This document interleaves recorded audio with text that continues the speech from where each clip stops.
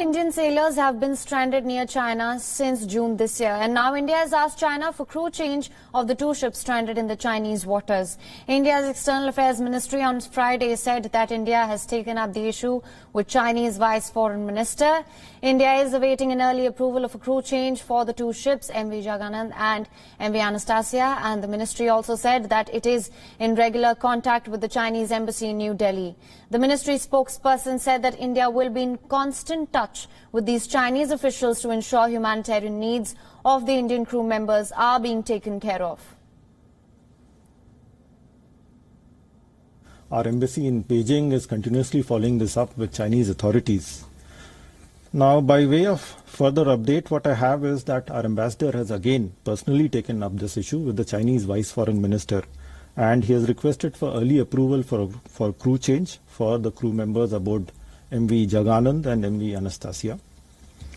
The ministry is also in regular contact with the Chinese embassy here in Delhi.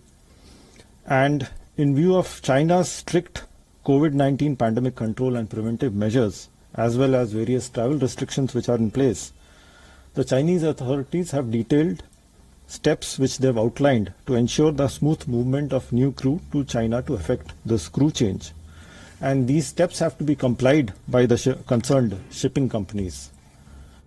The bulk cargo vessel MV Jaganand is on anchorage near Jingtang port in Hebei province in China since June 13th.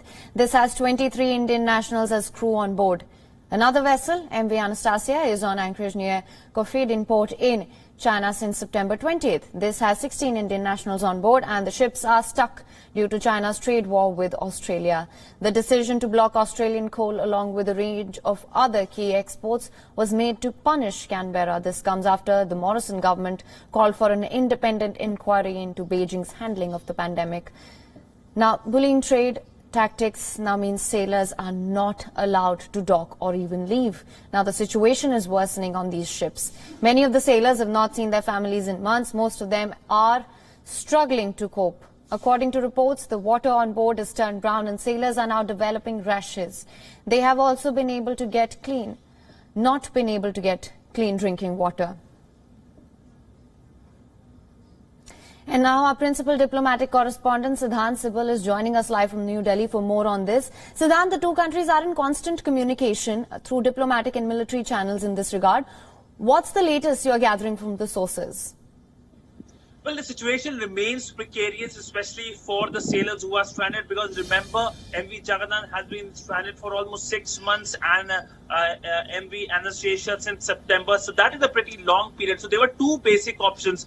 One was that the vessels can move and come back. Another was of crew change. What the Indian government had earlier suggested that MV Anastasia can go to another port, that is the port of Tianjin, and they can dock and of course offload the coal as well. But it looks like that hasn't happened, and that is why now New Delhi has requested for a crew change. Remember the conversation which has been happening both in Beijing and here in Delhi between the Indian government and embassy here, and in Beijing between the Indian envoy and the Vice Foreign Minister has been happening for many days now. There have been multiple rounds of conversation, but no solution has come. What China is saying that because of the COVID crisis, and this is compounded because China has again seen a major outbreak of the COVID crisis, especially near the ports where the vessels were to dock. So that is why that has compounded the problem. And now China has suggested a protocol through which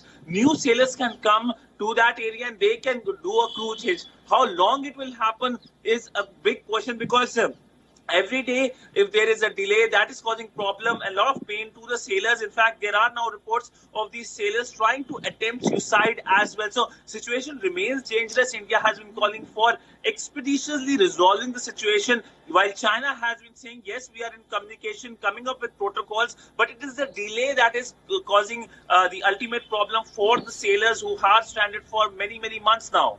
All right, Siddhant, another very important point here that demands clarification is the ship crew being made scapegoat in the ongoing border tensions between India and China?